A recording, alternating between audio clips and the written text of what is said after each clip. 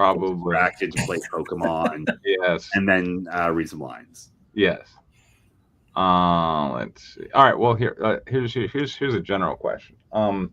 So I'm rewriting Lords of Iron issue 2, and I've decided that for the most part I'm going to avoid Earth.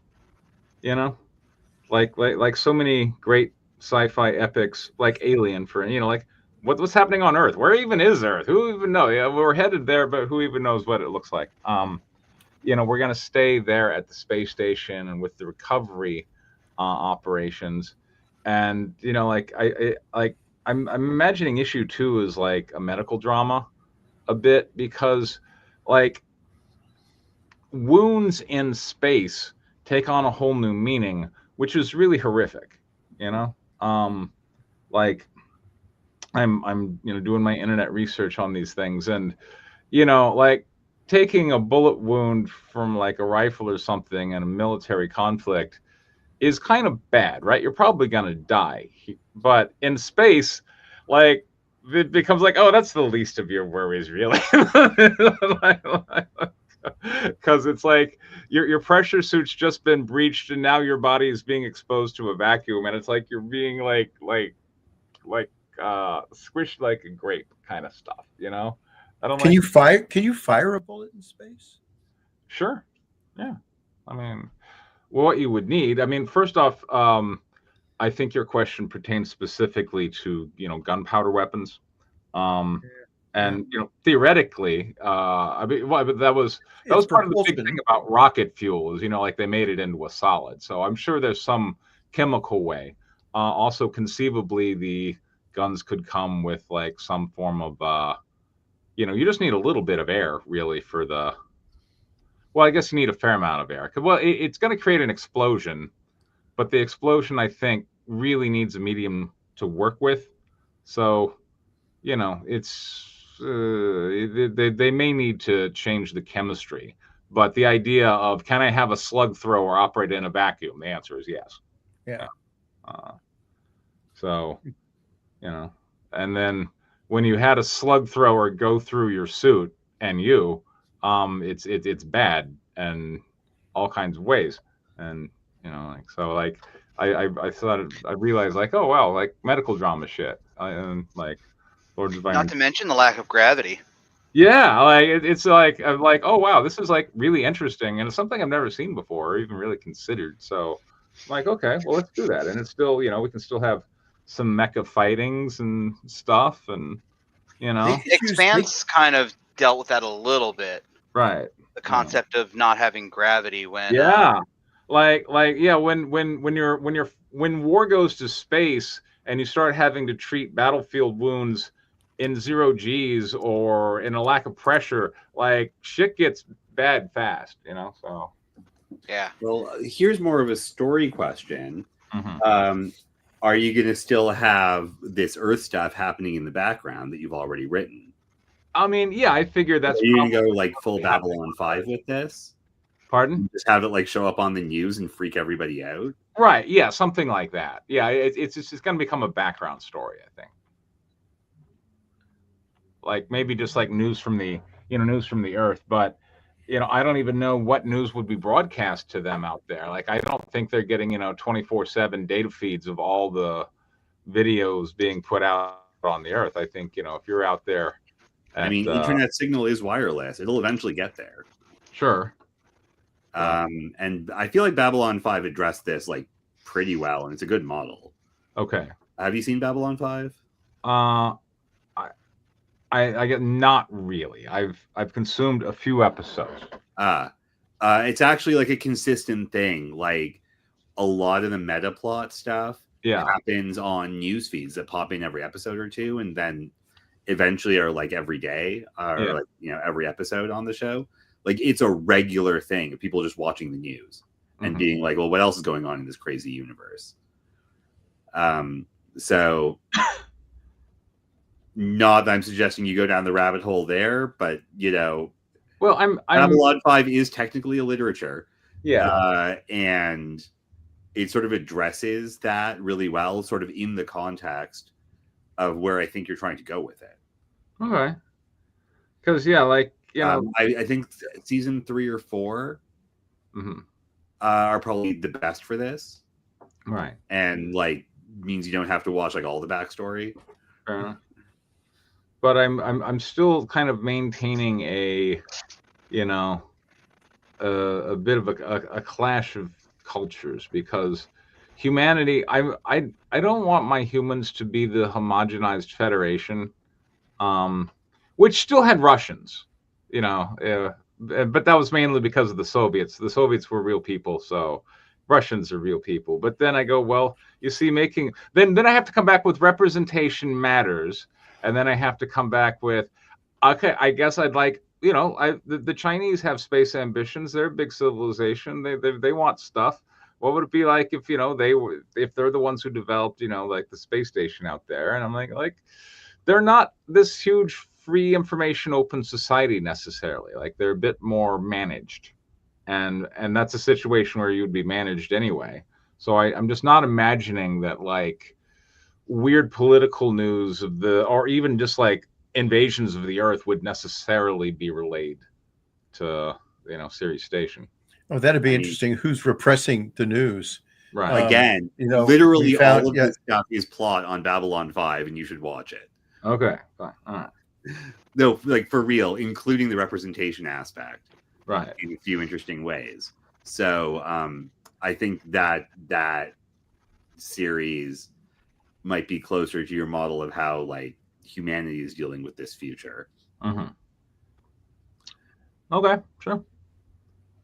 Also, it happens to be incredibly good, if a bit dated. It's appropriately operatic, and there's a lot to like. Okay, fair enough. And speaking of good but dated, Diane said that she realized she'd never really seen the Bond movies except when she was like a small child, and she's like, I really want to go back and like watch the Bond films, because that just got sold to Amazon, and that did it? Yeah. Did Jeff Bezos owns James Bond? That's bullshit. But James Bond is also one of the biggest franchises in the world. So good for him. But, I mean, look, James Bond is a Cold War spy, and it's an increasingly hard brand to maintain a Cold War spy after the Cold War, People don't even know what the Cold War is now. I mean, sure. Okay, James Bond was making Marvel Buddy before Marvel was making Marvel Buddy. Yes, like, I know. They were putting during the Cold War, he was the shit. But now that the Cold War is over, and like a historical footnote as far as modern, Gen Z is concerned, like how do you maintain this Cold War character icon? Yeah, the spy thriller isn't quite what it used to be. Right. That's why Man from U.N.C.L.E. I'm a huge floundered so badly. Yeah. Yeah, I've seen all of them. I took a James Bond class when I was in my undergrad. Neat. James Bond class. Isn't that right next to basket weaving or something? A, fuck off. B, film. I'm a Bond James fan. Bond stuff is really, really interesting, because there's basically like a James Bond film like nearly every year for most of the 20th century. Yeah. Like, so it really tells you a lot about like this very specific period in pop culture. Every single one of them. Like the actual stories are quite good usually. Yeah. Usually like, they don't make movies that complicated very often. Yeah. This I'm trying to recall two statistics about profitability, that the Bond franchise had no money losing films. Yeah, and the only other franchise that can claim that is an Elvis movie. All Elvis movies made money. And that's where you gotta go, like, because in movies they say like it's, most movies lose money, but at the same time there was that family who had the Bond franchise, and they just was like, nah, man, we're just gonna make movies that make money. Watch us, good movies generally. Yeah. I mean, Moonraker sucks, but. And some of them, like for instance, Goldfinger. Now, granted, best editing in that is incredible. Yeah, but Goldfinger was like the media sensation of the summer when it came out. So. I mean, Jesus, like the theme song is a banger. Yeah. Are you kidding me? Yeah. Shirley Bassey. Yeah, Shirley Bassey. Yeah, it's really good. Yeah. And I didn't make the connection until I heard it in a YouTube video. But Skyfall is Adele doing Shirley Bassey. In a lot of ways. Yeah. You know, like. Oh, I thought it was when Goldfinger got sucked out the window and fell down. That was Skyfall. Yes. Not really. Okay. There we go. I feel like the last couple of Bond films were pretty good. But you know, I think I may have to disagree. Yeah, like the last few Bond films for me. I don't know about a few. Like the last two in specific were okay. What was the one where he was in the Scottish castle where he grew up? Skyfall. That was Skyfall. That's what I thought. I didn't like it at all. Okay, fair enough. All right. It was Home Alone, but James Bond style. Yeah. But it had a cool song by Shirley Bassey. No, by Adele. By Adele doing Shirley Bassey. It was a different person than Shirley Bassey. Okay. In every way. Anyways. Well, they both are powerful female vocalists. No question. Ooh. Anyway, but yeah, and I every time Skyfall comes on by Adele, I'm like, oh yeah, turn that up. That's a she and Shirley Bassey's like that. I really enjoy Diamonds Are Forever or Thunderball. She did Thunderball. She was great. Thunderball was the worst Bond film by far. Oh, Moonraker, but I'll go with Thunderball second. Because Jaws was so good he came back. Love those teeth. All right, we have page 58. Who wants to narrate? I do, of course. We can get this out of the way. Jesus. I like John just shed a tear out loud, and I like doing it first because I don't forget. Exterior Dakota Woods, deeper into the forest, night. Elias stands guard, staring into the darkness. His hand moves slowly to his revolver. I would like to pause now and commend John Lamont on his effective use of comments. There we go. Hemsworth looks up at Abrams, who remains lost in Harper's pleading eyes. Harper slowly starts gasping and wheezing. Hemsworth puts his ear down to Harper's mouth. His lungs are collapsing. He's not getting enough oxygen. In Scarlet Town, where I was born, there was a fair maiden dwelling, made every youth cry well away. Her name was Barbara Allen. Harper exhales and his heaving chest comes to rest. Abrams pulls Harper to him, giving him a hug. Hemsworth puts a hand on Abrams's shoulder. Sheriff, we have to leave. Get a tarp. We can't leave him. We have to finish what we came for. Damn it all, Doc. Abrams shoves Hemsworth. Quiet, you two. Elias stares out into the darkness as two red, fiery eyes stare back at him. Well, that's what's in the void, I guess. Yeah. Abrams and Hemsworth look out. They see it too. Really, John? Two. Two eyes. It's the devil's eyes. Am I Hemsworth? No, I'm not Hemsworth. You're Elias. It's the devil's eyes. There we go. Abrams bolts to his feel, drawing his revolver. He yells at the dark opening fire. Which part of the body is the feel, John? Where are your feels? Like a blaze, those red eyes dart to the side. The ground shakes. Thoom, thoom. Abrams unloads his revolver as the red eyes streak through the dark forest toward them. Elias draws his dual revolvers, which you did spell correctly. His duster coat flutters in the wind as he fires. The ground shakes as the rumbling rolls through the dark forest. Saplings shatter, leaves crumble. Black fur charges past as Elias fires, bullets ripping through the massive bovine fur, blood spitting out, but not slowing the beast down. Abrams reloads his pistol, moving directly in front of the red fiery eyes, charging forward at him full speed. Abrams fires straight between those eyes, bullets ripping through the snout. The beast groans, but continues its advance. Hemsworth grabs Abrams, pull him to the side seconds before the bovine passes through the air. Just say cow or whatever, bovine. With a jerk of his wrists, Elias snaps open his cylinders, whatever the hell that is, letting the casings fall. With a flick, the pistol's spin barrels down. Elias moves the cylinders to his sides where his gun belt lays low on his hips. With his thumbs, Elias presses the bullets through their loops directly into the chamber, his middle finger clicking the cylinder forward, his thumbs reloading. This is all muscle memory for Elias, as his eyes never leave contact with those red eyes. The ground shakes as the thum circles round. Elias jerks his wrist, snapping the cylinders into place. The monster returns, charging right for Elias. Elias aims both revolvers, staring down the creature as it charges for him. The ground shakes.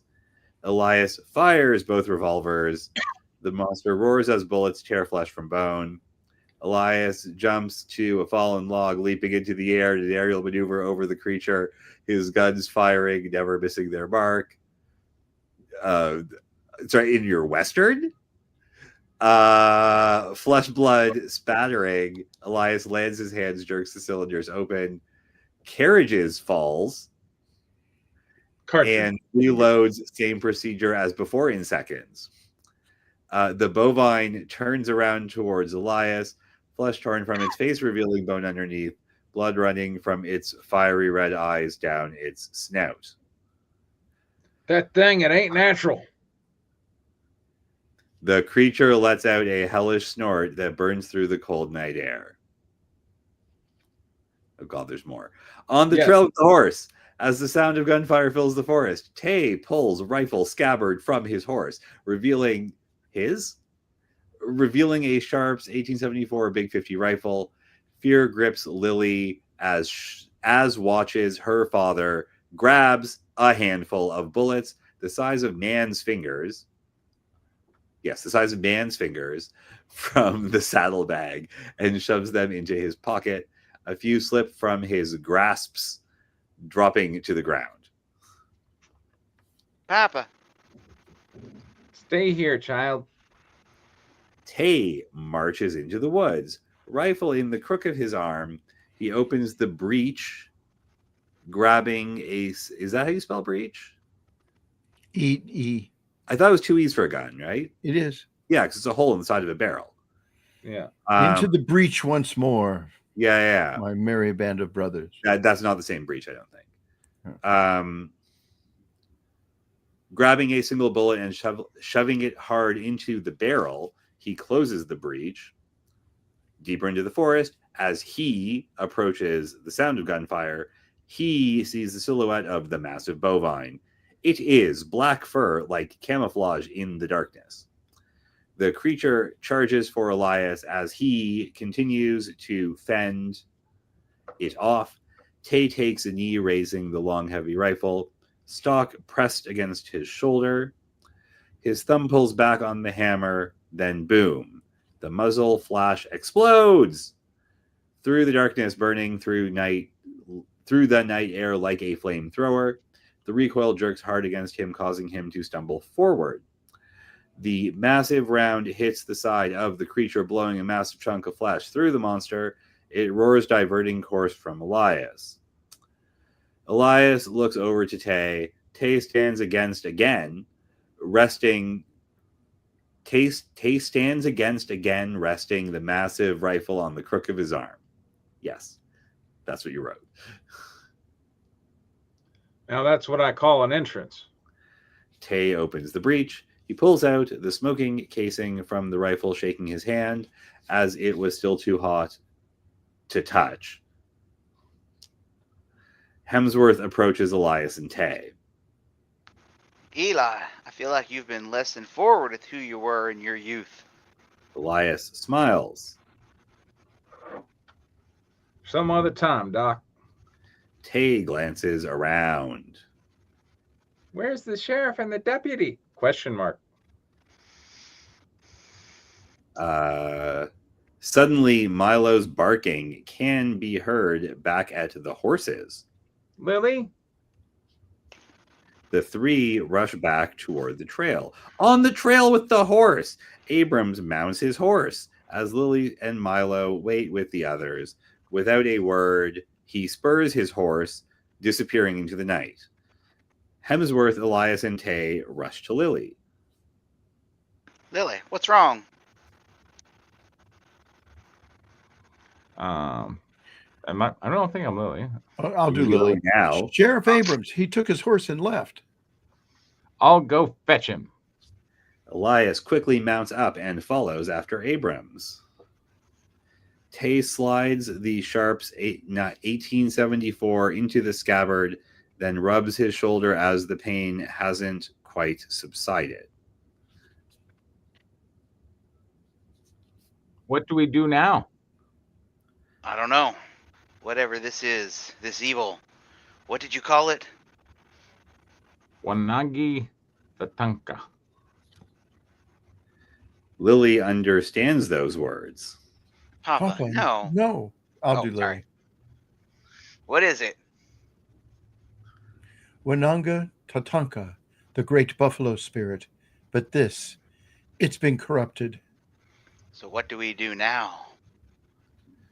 Lily gets lost in thought. There's a place not far, up the Windspire River. Papa, we can't.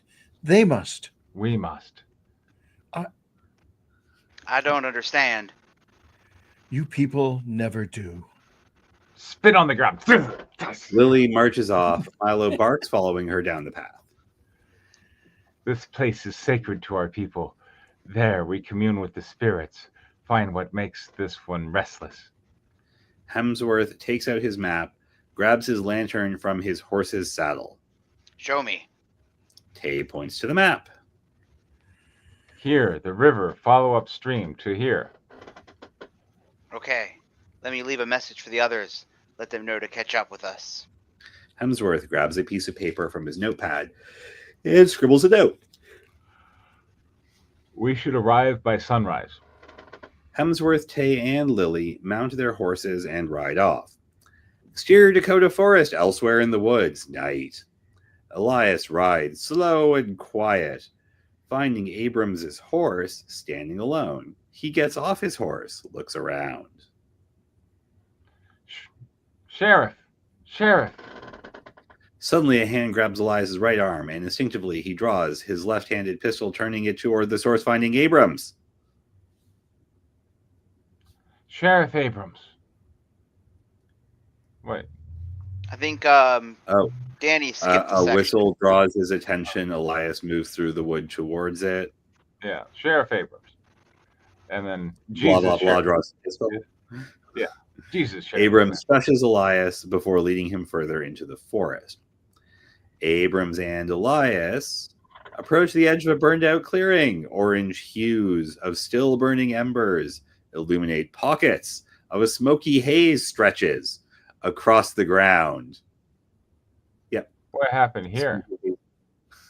Abrams points to the ground, showing a slab of flesh and a heavy blood trail leading into the center of the burned-out clearing. Nothing good. Staying crouched, the two sneak into the orange haze layered over the ground like a thick fog. As they approach the center, the ground shakes. Thoom, thoom.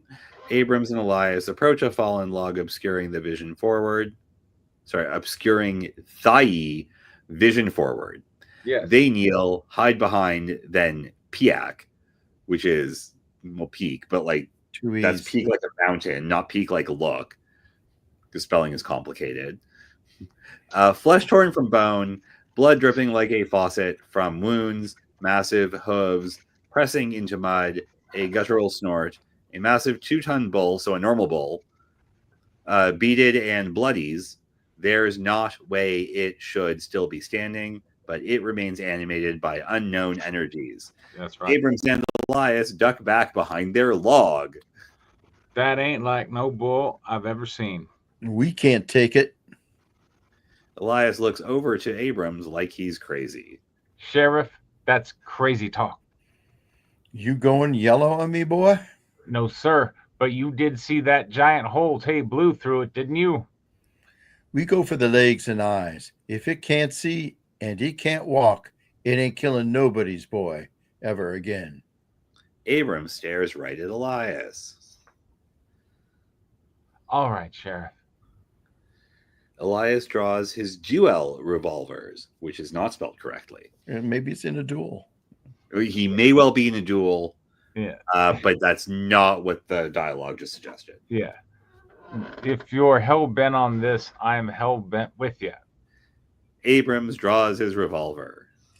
We move low. Get as close as you can. Elias moves out from one direction while Abrams circles around the other. They move, slow and quiet closing, in from flanking positions. The bull snorts, rearing up its head. It turns, sensing a change in the wind, blood dripping from its fiery red eyes dripping off its snout. Abrams moves in close, staying low and crouched. As he sneaks up behind the creature, he takes aim at the lower leg, exhaling to take the shot. Bang! The bullet blasts through the hind leg, missing the knee joint, getting lodged into flesh. The bull bellows out, turning toward Abrams. Elias stands from his position, opening, firing, striking. Fucking pick one. The forelegs as the creature turns. The bull spins back around toward Elias, charging. Eli stands his ground, keeping his revolvers aimed. Eli, move!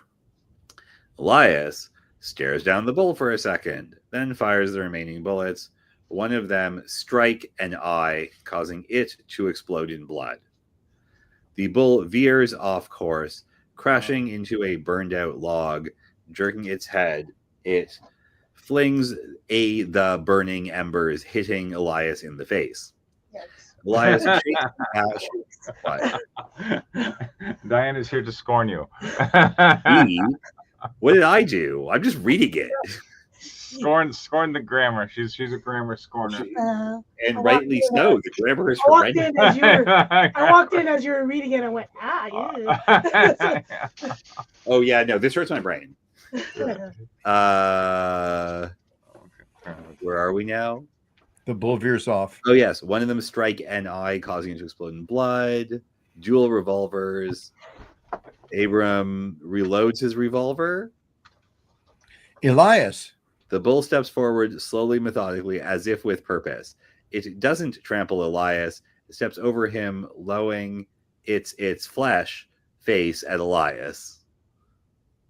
Is that all you got? The bull snorts, then inhales deeply. Please let it breathe fire. Elias gasps as if the air is being sucked from his lungs. Abram stares in shock and horror as Elias gives a desperate wheeze. Elias writhes on his back, grabbing his chest, the dirt, anything.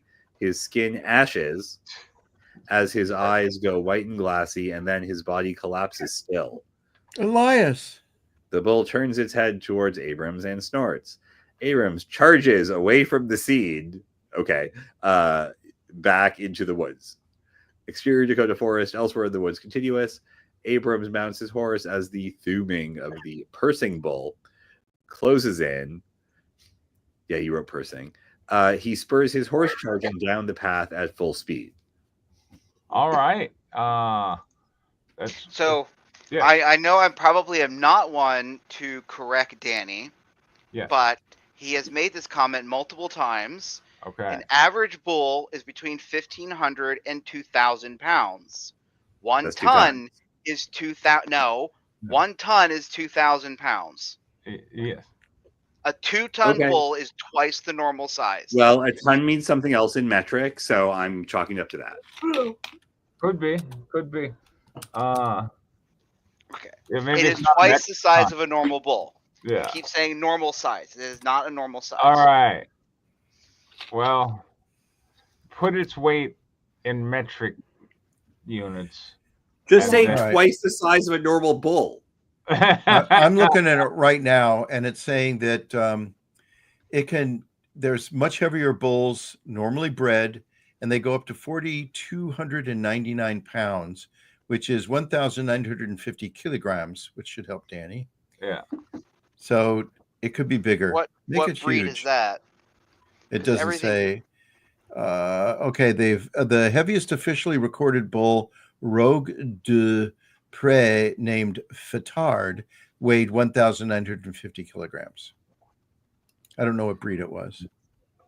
And so that's like 2 tons, right?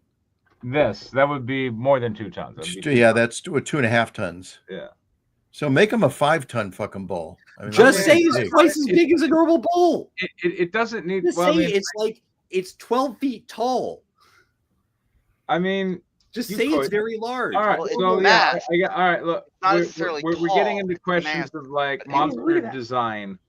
But yeah, look, the script gave us a large bull. I feel, appropriate to what would happen if a bull got zombified, dude, it's or demon possessed. Like, yeah, it's appropriately large bull size. A normal bull zombified is plenty fucking scary. Sure, yeah, that's true, dude. This thing is like the size of a rhino. Yes. Yeah. Holy shit, man! Yeah. Look at that. Cows are really big. We make them for food. Yeah.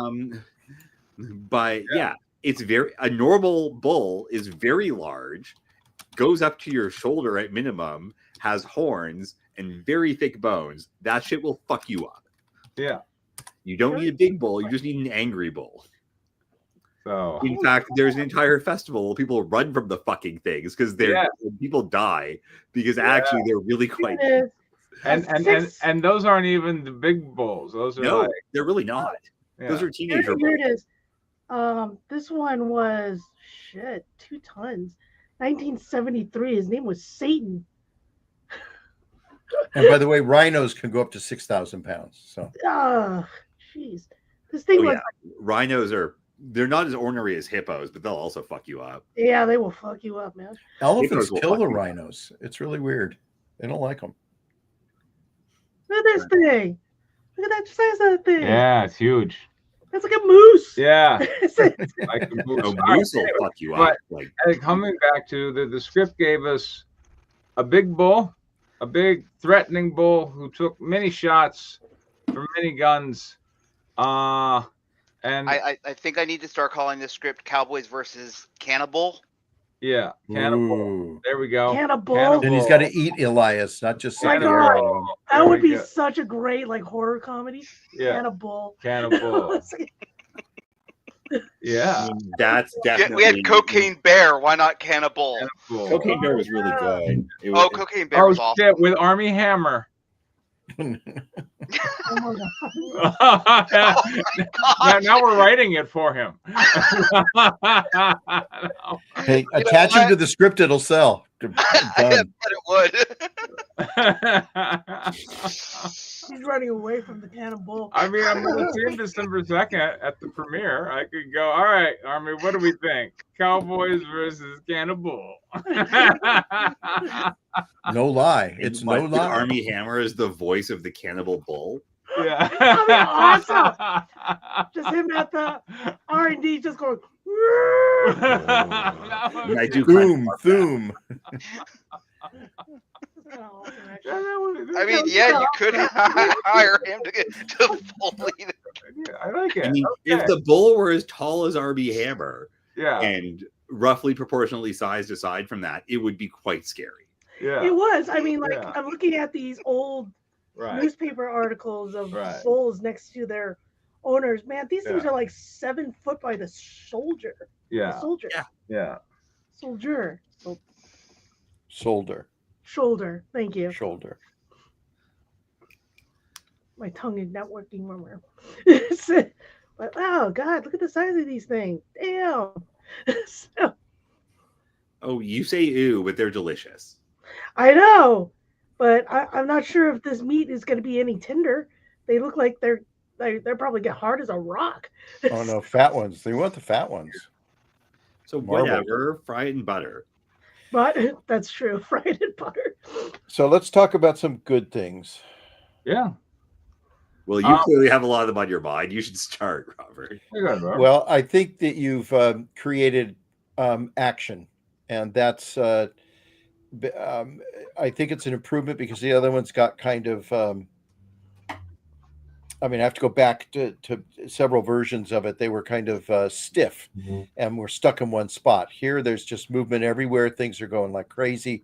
It has the element of excitement, fear, and that's a good thing. And I'll leave it at that because that was the biggest improvement, I think. Well, I really liked how it delivered on its promise and gave us a zombie farm animal. And also, I didn't expect it to suck the breath out of someone. That was interesting. Yeah, I like the that. breath out of someone? Yeah, like it does magic and shit. Oh, nice. Yeah, it's not just zombie cow. It's like demon cow. Nice. Spiritual zombie cow. Nice. Yeah, and at work, they've discovered that we have these displays for like business readouts and shit. Okay. But the help has discovered like, oh wow, you can just take this Roku remote and switch it over to Netflix.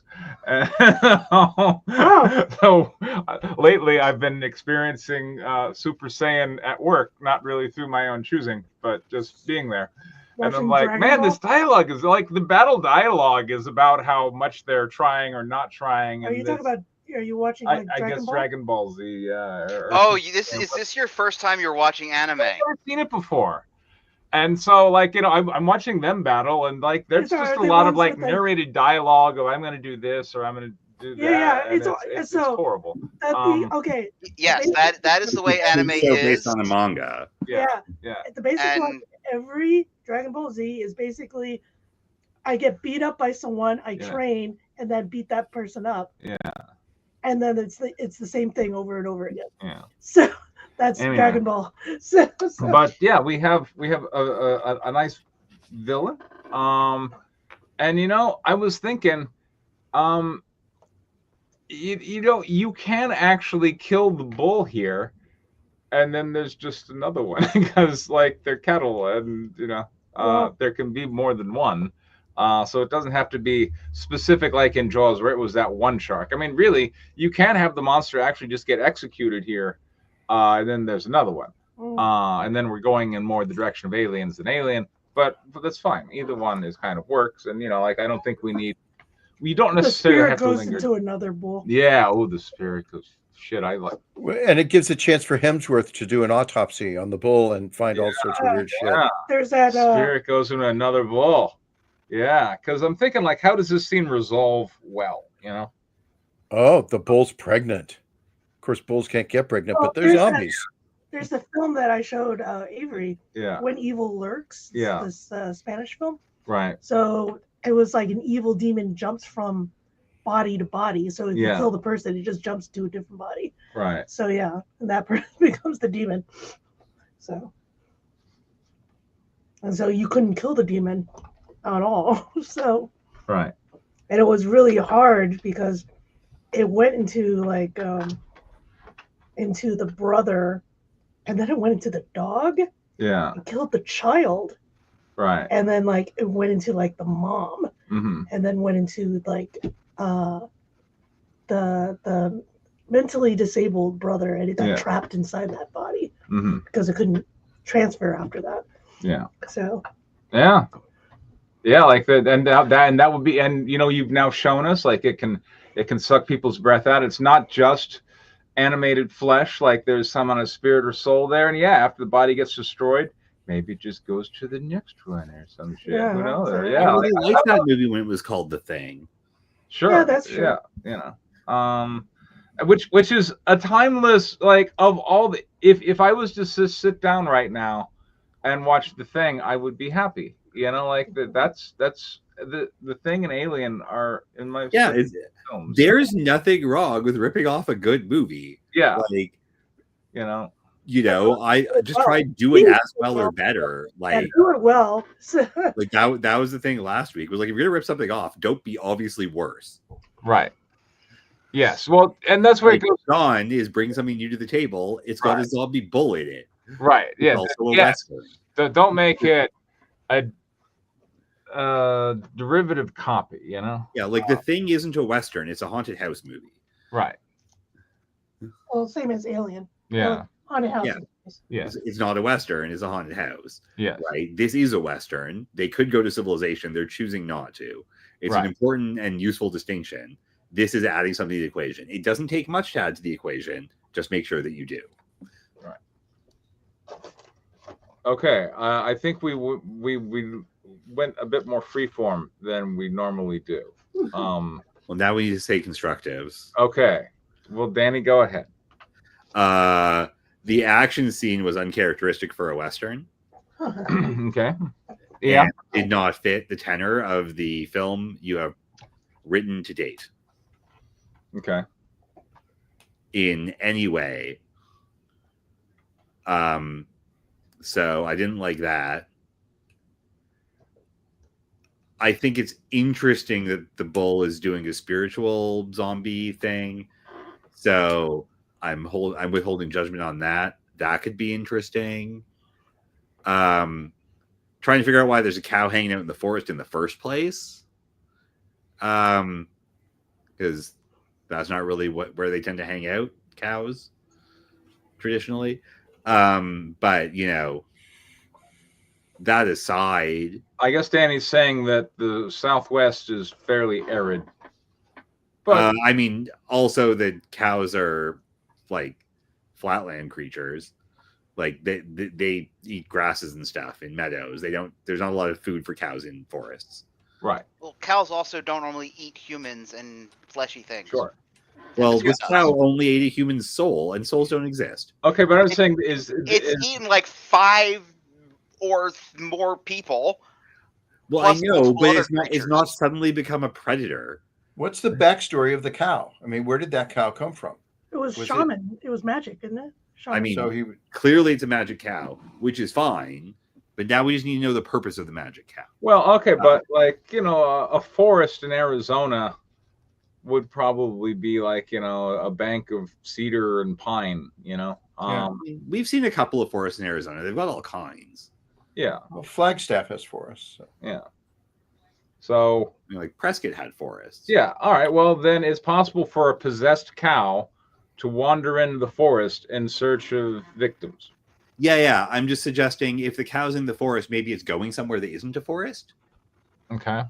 Because forests are not the kind of biome that cows like to hang out in. Oh, so the cow's on a mission. I mean, maybe the mission is to hang out in the forest and to hide and kill people. Yeah. Maybe the mission is to go back to his homeland in the Great Plains and join the ghost buffalo herds that no longer roam. Who the fuck knows? Writers of the story. Well, Tay would know. Tay would know. Tay would know, and hopefully we find out soon. And Lily, it's interesting, but I'm saying those are questions that need to be answered. And right now, raised first, they got to be raised, then they got to be answered. Well, yes, and right now, the cow just sucking someone's soul out. Although an excellent callback to what the fuck was it, Life Force, which I'm 100% behind. Because everyone loves a Life Force reference. Yes. Especially if you're going to steal from the best. Yeah. No, Life Force. Oh, man. He had never seen Life Force before. And that's fine. Life Force is my inspiration. But it's out of character for the film that you've made, which is being a fairly tense, like moderately social Western, and not, oh hey, there's zombies out in the woods. Yo, let's get a posse together and shoot the zombies in the woods. That's not the movie that you're making. So those two parts are a square peg in a round hole, and they don't fit right now. All right. Robert. Yeah.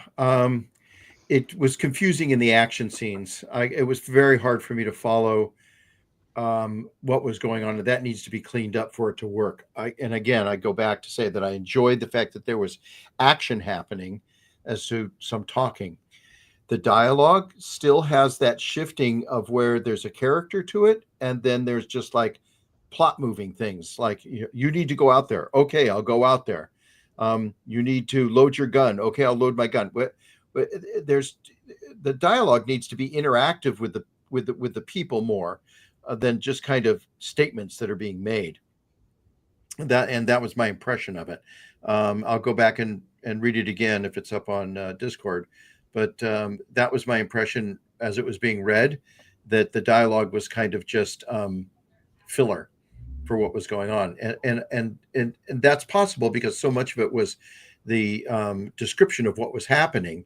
But the dialogue should be dynamic in that situation. It should pick up from that action and be energized from what these people are experiencing, and whatever words they say and how they say it needs to be expressed more with the character of those particular people, and they need to be distinct. Abrams slips in and out, and this has been true with all the different characters that you've created, that they slip in and out of a character, or they shift characters or something. They need to be consistent. Your characters need to be absolutely consistent so we can depend on or accept what it is that they're compelled to do in a given circumstance. This is a circumstance. This is an action circumstance.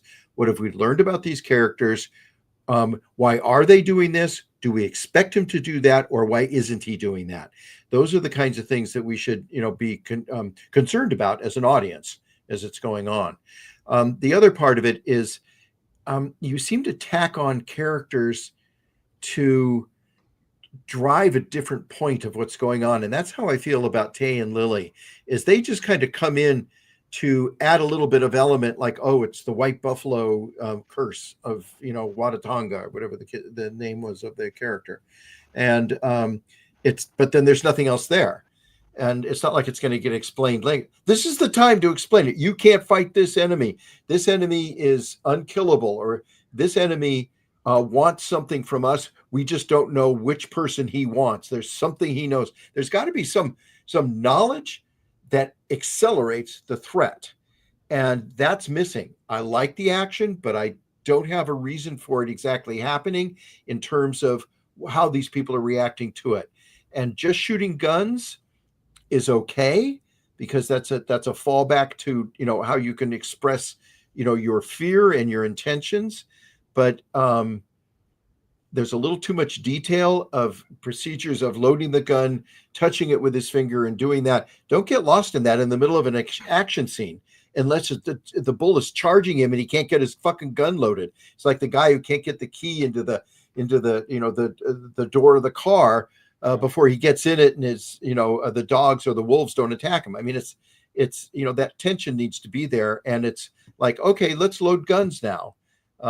So it just needs to be worked out. I think all the elements are there, but you really have to work that out and smooth that out as to what's happening. Make it scary consistently, not in spurts. That's it.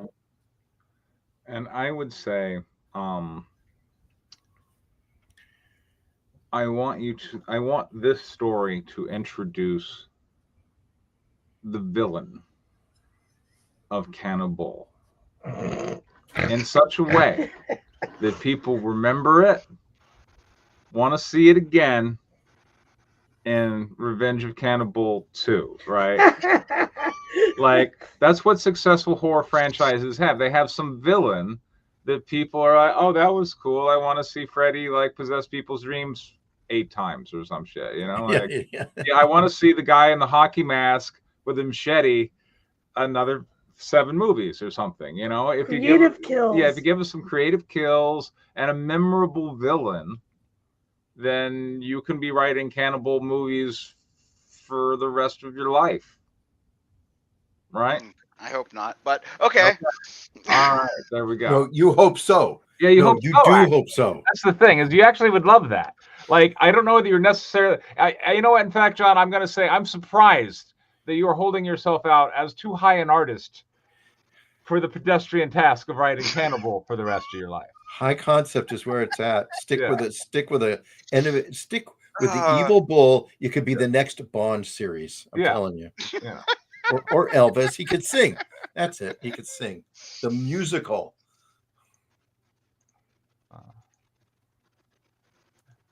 Constructives, Preston. Oh, I thought that was it. That was it. That was it? Yeah. Make him an enemy. Okay, good. Yeah. Like, just write it with a sense. Well, I need to make him a character, I think, is what I need to do. Yes. Is I need to imagine him as a character, and go and see what that brings. Artfully voice acted by Armie Hammer. I think it would be just hilarious if he just made snorting noises. Yeah, that's what I said. That's all he's gonna do is just snorting noise. And move. That is the new thing now with animal characters in movies. Yeah. Is they hire real actors to do all the Foley for them rather than having a sound guy do it. Mm-hmm. Dude, Frank Welker made an entire career on that. And he's amazing. Mm-hmm. So yeah. Can of bull. I love it. I can of bull. I'll tell you, there's merchandising possibilities here too. All right. The Haunted Head. By Danny, you want to tell us what happened before this, or we just want to start here? Why is it? I remember there was 3.8. Danny's muted. I mean, I didn't do it. Should I? All right. I'll unmute him. I don't know if that's a good idea. We don't know if we want to hear what you're Oh, there he is. Okay. Sorry, I updated. He could be like on the toilet, and you go and unmute him, and it's like, no, I was talking to nobody, and then I couldn't find the window. So, Okay. Oops. Yes, the Haunted Head, which we looked at a little bit of ages ago, Right. Sort of back in production.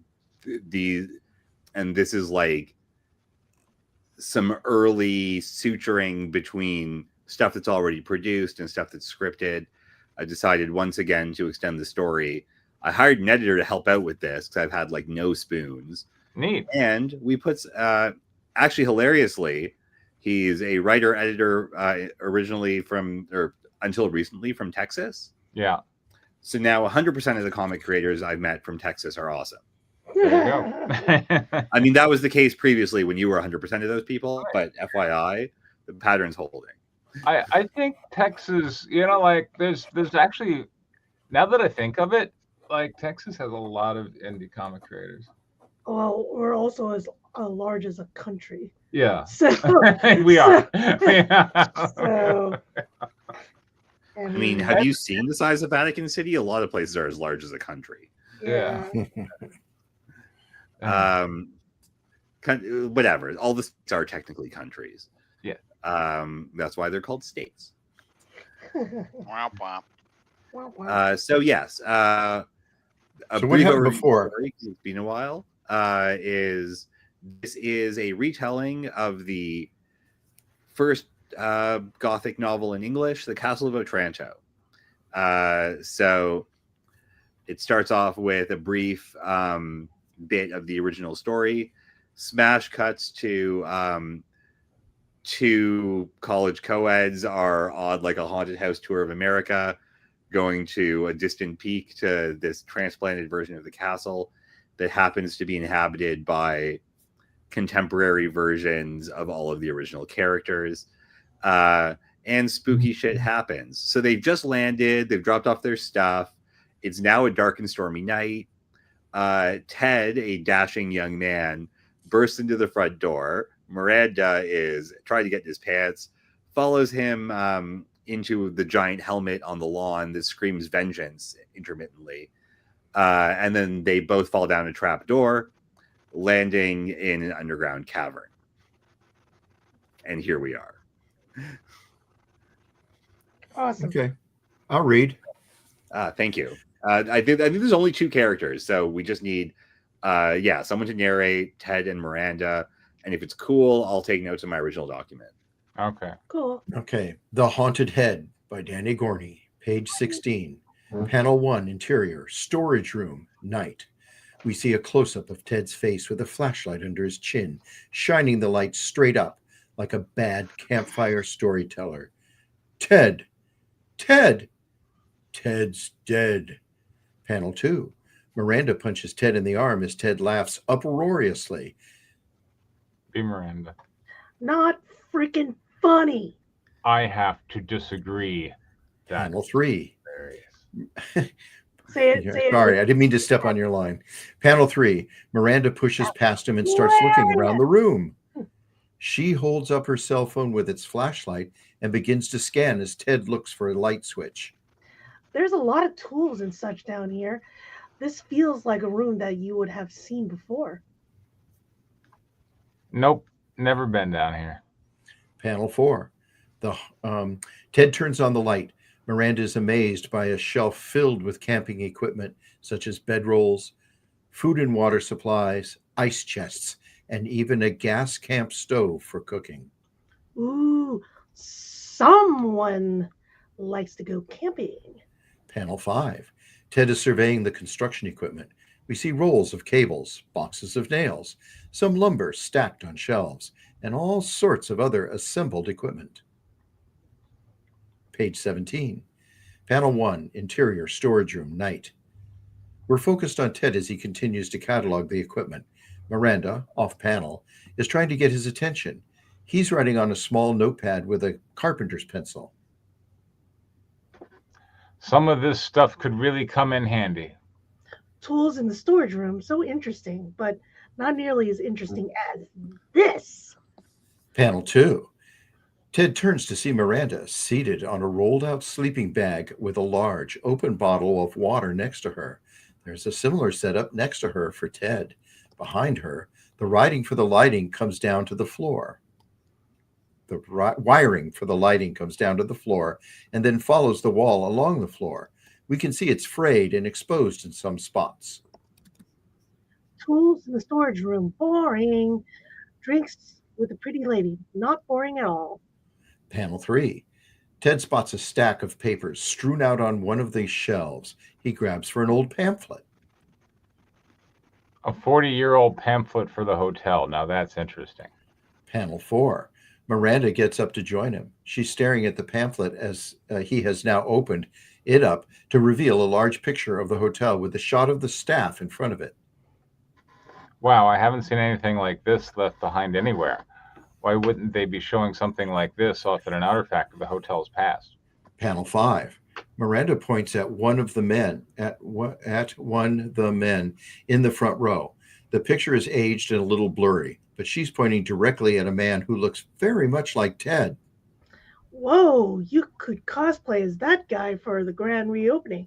Who's that? There aren't any names below the picture. I don't know who any of those people are. Page 18, Panel 1, Interior Storage Room, Night. Miranda takes the pamphlet and starts flipping through it, trying to find some kind of information. Ted, meanwhile, starts flipping through the other papers. Maybe there's something in here that explains who these people are. Panel 2. The two are looking through the notes when the lights flicker. They both look up, unsure of what's going on.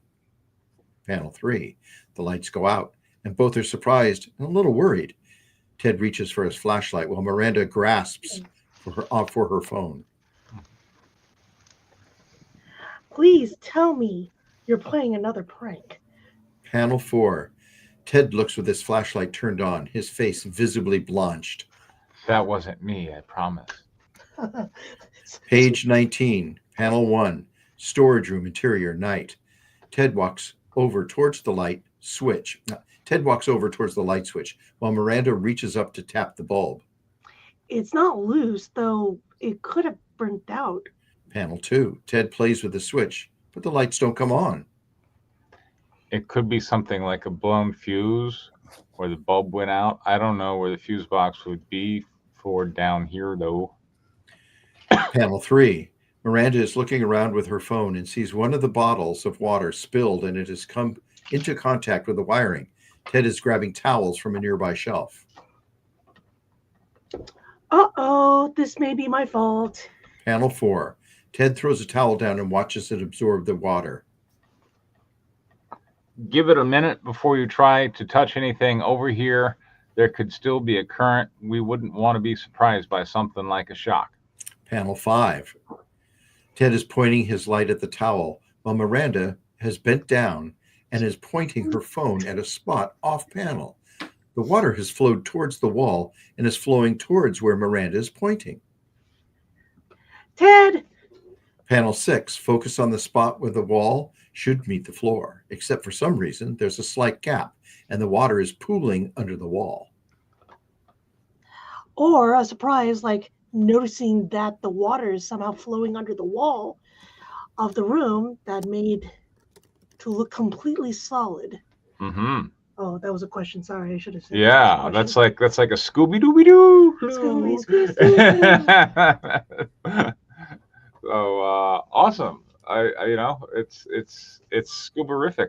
I love it. We've got a mystery team. We've got Mystery Incorporated. we've got a ghost. In this case, the mystery team is Ted and Miranda, who are intrepid and I think in love. Right? I think she is. They've just met. Oh, then never mind. Okay, then it's more Fred and Velma. Yeah. No, she's a slut. Okay, fine. With a water bottle. No P, the slutty one. All right. Fine. So or as they say, as I guess is PC now, she is a sexually liberated female. No, she's the slutty one. Yeah. Anyway. Well, you see it, and she's always the hot one. Yeah. I think once you... No, they're both the girls are the hot one. Oh, she's the slutty one. Queen Arica, horror queen. Why is Velma slutty one? I mean, you think have you seen it? No, yeah, Daphne. You say Daphne's the whore. Yeah, of course. All right. So all right, yeah, we got some pages. We have a mystery, I think, or at least a horror situation, like maybe there's bad stuff. As they're investigating an unknown and hazardous, threatening space where the water is showing that those walls have an extra crack or something. You know. What do you think, Diane? Like Miranda, the walls have an extra crack, like Miranda's moral compass. There you go. Oh, wow. Yeah. Wow. Ouch. Ouch, John.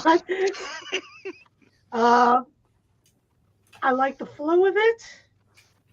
I don't know. I've not read anything before this. Is this the first time Danny's showed this? No.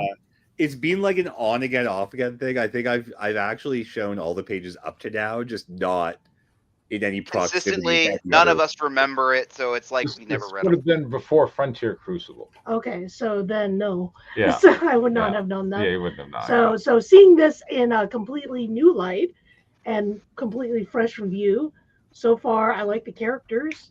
They're at least distinct. They have their own voices.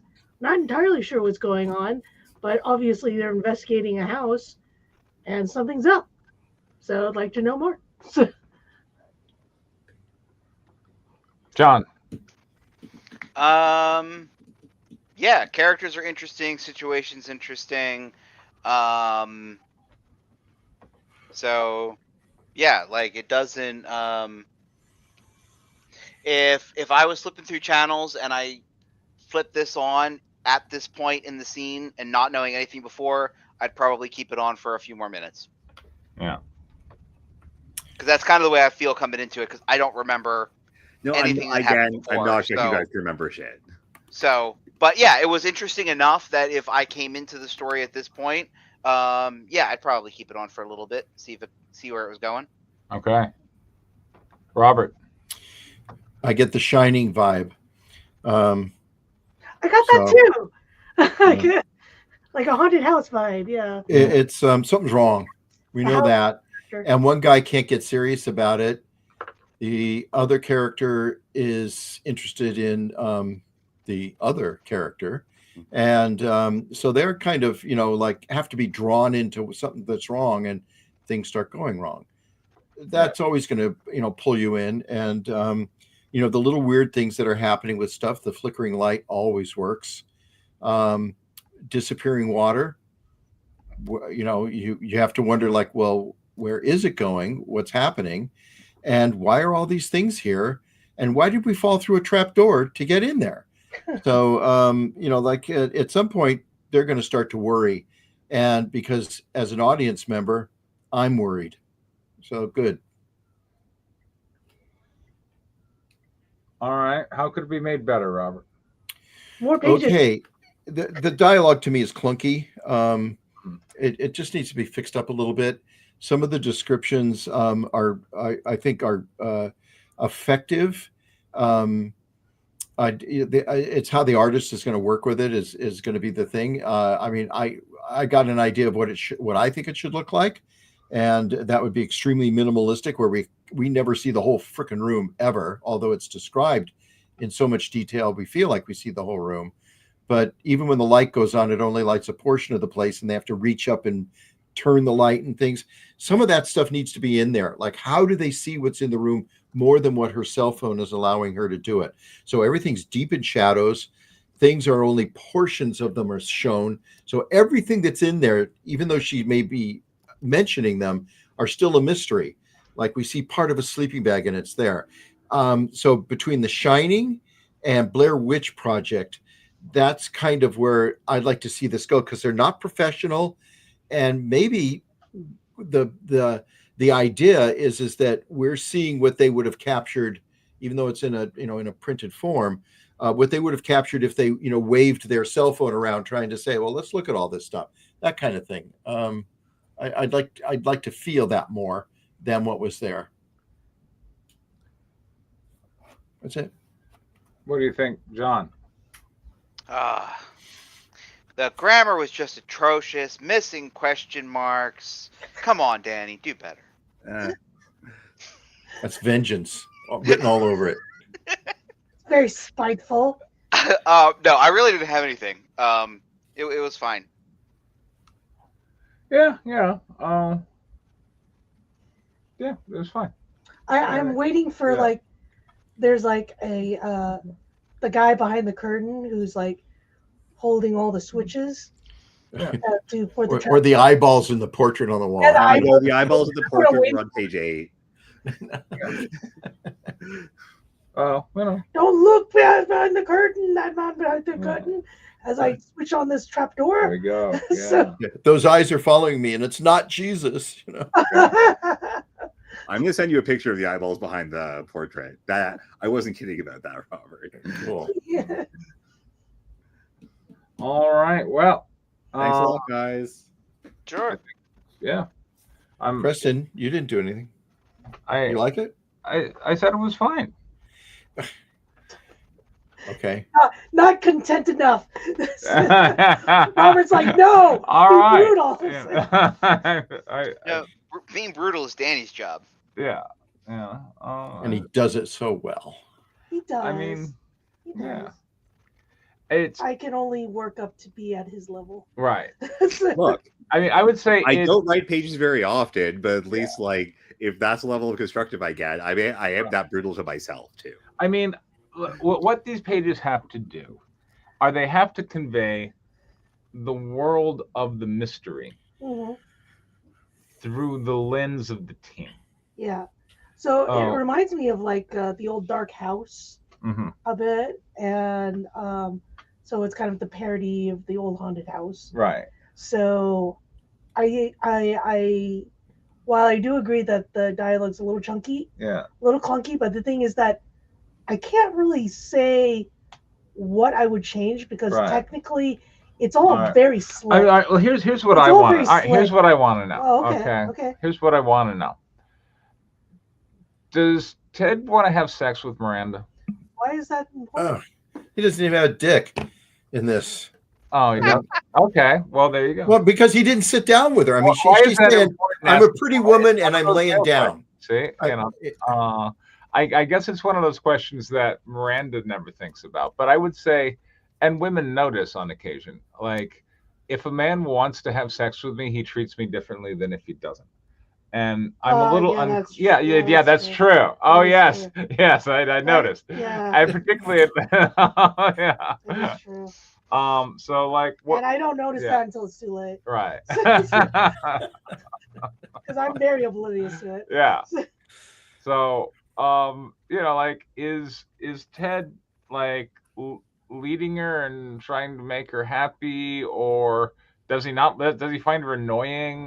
What is the relationship between these two? They literally met 5 minutes ago. They roommates? Yeah, okay, but what I'm saying, if it's and Miranda tagged along while he was at work.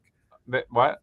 And Miranda just sort of decided to invite herself along while he was doing some work. Okay. In the abandoned giant helmet, and then they fell through a trapdoor. So like literally they just met.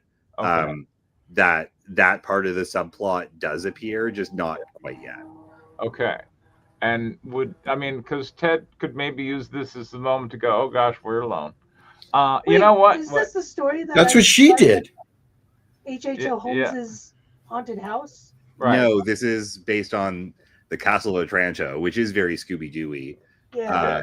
And it's available for free anywhere ebooks are available because it's in public domain.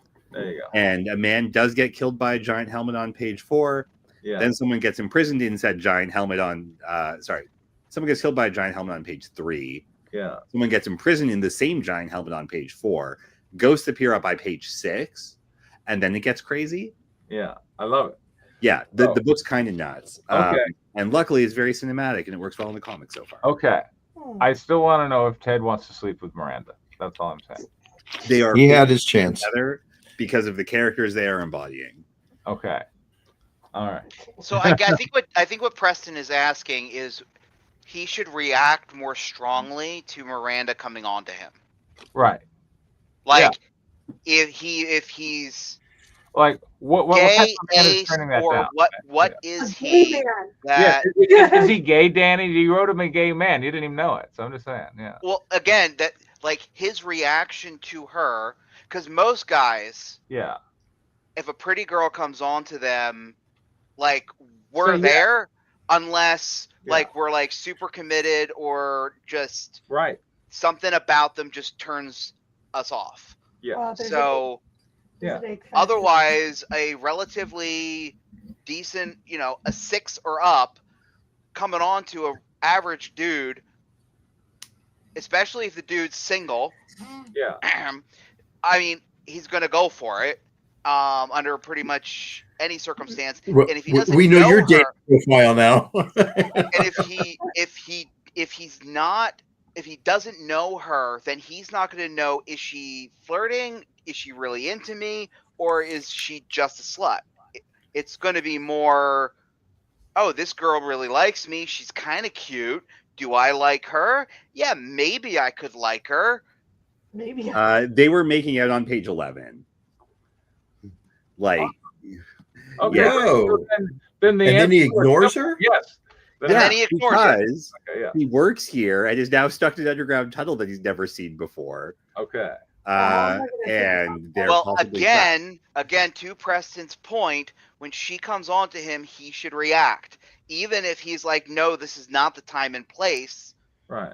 I have tools to look at. React. Yeah. He should react in that way. I think that's what Preston is going off of. And I would go, you are also mischaracterizing them. You're saying these are characters who met 5 minutes ago. And I'm saying, based on what you're telling me, what your story needs to be telling me is these are characters who are exploring a romantic relationship. Yeah, they were swapping spit for sure. Yeah. So they're no longer characters who met 5 minutes ago. These are characters, who are exploring the early stages of a romantic relationship in a mysterious setting. And maybe I might want to see more of that. There you go. Fair enough. All right, cool. All right. Those are all the pages we have for today. We don't have a Draco. Draco's. Anybody got? Open up Chat GPT. Write a script really quick. And we'll write a Draco script. Spit out 10 pages, and we'll review that. Would you like to see a ChatGPT version of Cannibal? That would be cool.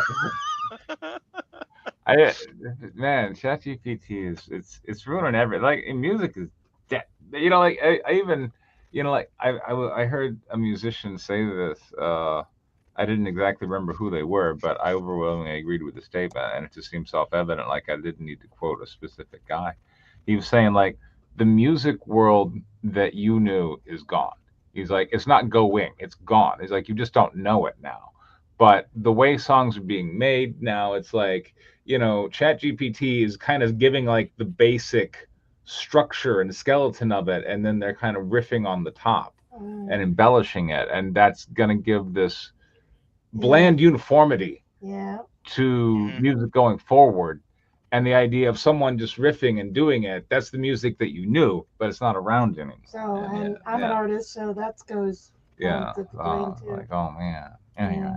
Yeah, AI is really killing a lot of the creativity. I mean, creativity was not doing well for the last decade anyway. Right. And ChatGPT is just killing it a lot faster. Yeah. Well, it's not that creatives were ever appreciated. Yeah, exactly. So, yeah, you love drawing. You should do it for free. Yeah. I also got heat, exactly, bitch. Yeah, So, exactly. I also got Well, heat. I mean, even looking at and again more as a movie film buff, like the movies from the last decade there's been a steady decline even before the explosion of AI. The last decade has seen a really what sharp level of decline. movie? What level of movie are you talking about? Are you talking about theatrical studio releases? Yes. Okay, big budget stuff.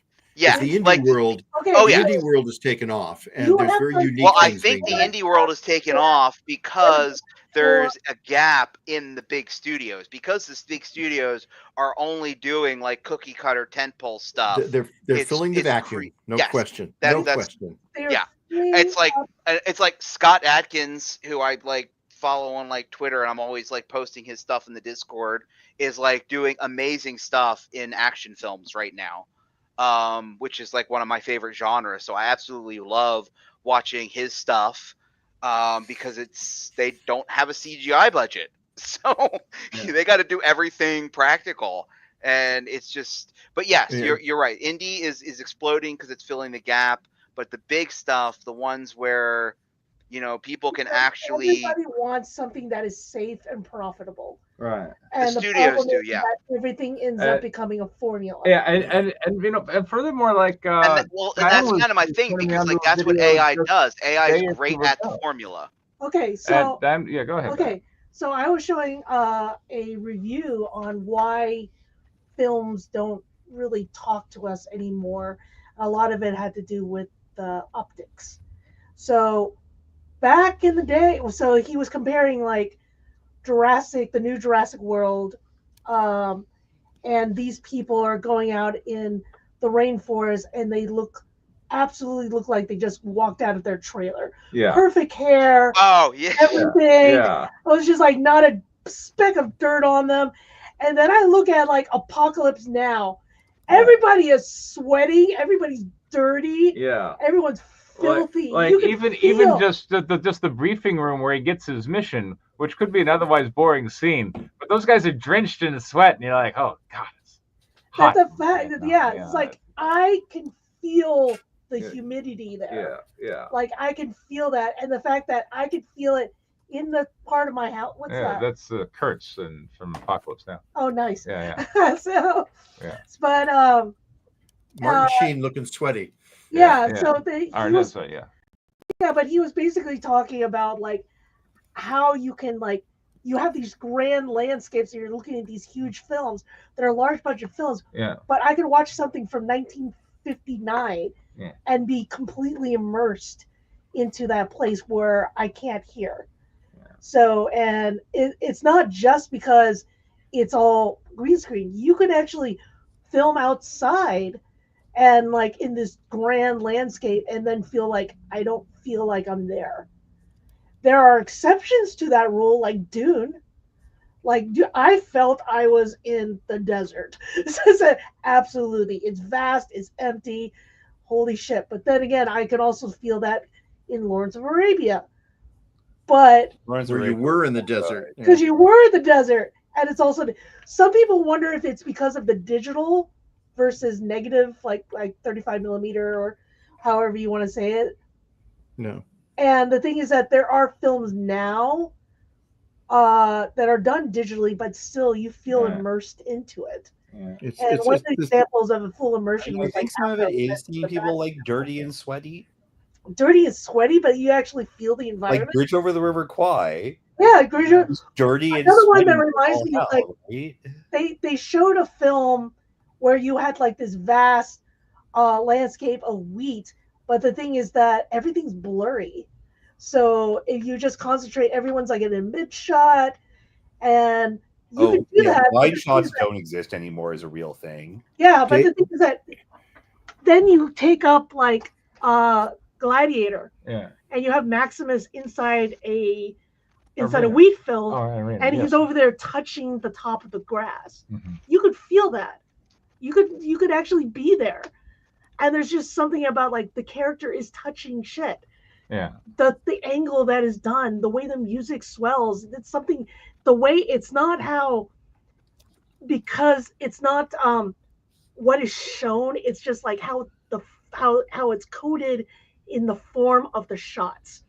Well, and if I see this huge shot of a large landscape, that doesn't tell me anything unless there are characters that are possibly touching something. Well, this is what makes exactly what you're talking about is what makes the Tears in the Rain speech from Blade Runner so critical. Yeah. They're covered in rain. They're dirty. You know what the fate is as they're going through it, and you're being drawn into their exposition of that. That's where the dialogue matches the visual in what cinema at its best can do. Yeah. You know. Anyway, but yes, a lot of CGI, a lot of modern movies are CGI slop, and that's the world we live in, and the scripts we sometimes get. I mean, one thing that does happen a lot is people don't know what they want until after they filmed it. Yeah. Which is why a lot of stuff ends up being CG. Yeah. Like, I've done work on a volume wall. Do you guys know what that is? That's like basically like a large monitor wall. Yeah. Where you can put in a background and people can actually see it. Yeah. And there's like tracking software. Yeah. For the camera to like move the background with the camera to avoid bad parallax. Yeah.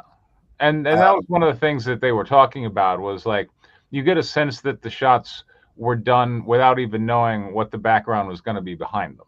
Well, that's it. And even volume stuff, like unless you know exactly what it is you're going to put on the volume wall, because that's a pre-production thing. Yes. They're still useless because otherwise you might as well just use a green screen.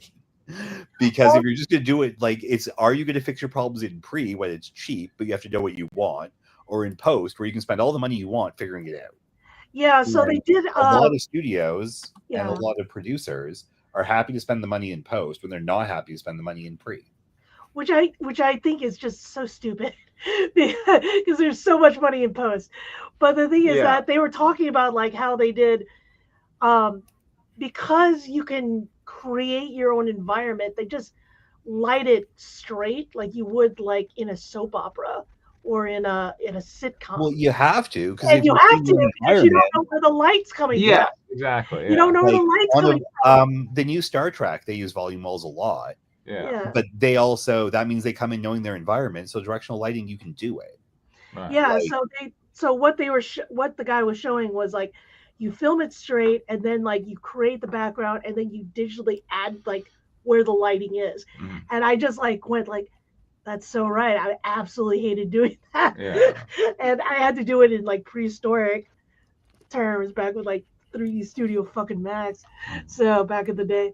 So that was And then I'm just watching going like, it looks flat. It looks dead. And it was like, yeah, I like to know that there was a window there and you put the light source there, but no. So there's a film that I can recommend for visuals. I like the film itself. It's a Colin Farrell film. It's called The Ballad of a Small Player. Okay. And the cinematography in it, the art direction, if you will, is quite good. And actually, that's what kept me watching. And then I watched it again so that I felt that I understood the story, and it grew on me. I rarely ever give it a 2 chances, but really? It's quite good. His performance is excellent, and it's interesting. It's and it's in a gambler in Macau, and so the visuals are spectacular and subtle at the same time. Go figure. So. Awesome. Well, there you go. Next week, I should have pages. Yay. Definitely. Yay. All right. It'll be medical trauma surgeon in space.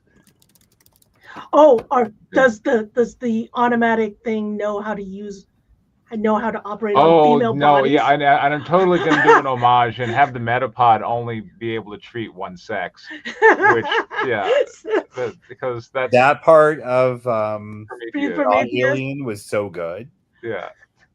Jesus. No, genuinely, that was like one of the most realistic parts of that movie. Was like, yeah, I can see that. Fucking tech. This guy hates women so much. It's like, I don't want a woman to use my surgery pod. No, it's not even that at all. They just designed it for default settings and didn't even bother. Did he bother? It's like how it only works on. It only works on like that guy, Utani, man. Anyway, Wayland. His name was Wayland. I doubt it. Yeah. All right. Anyway, good. It only matched with his demon. Good night, everyone. Good night, everybody. Good night, everyone.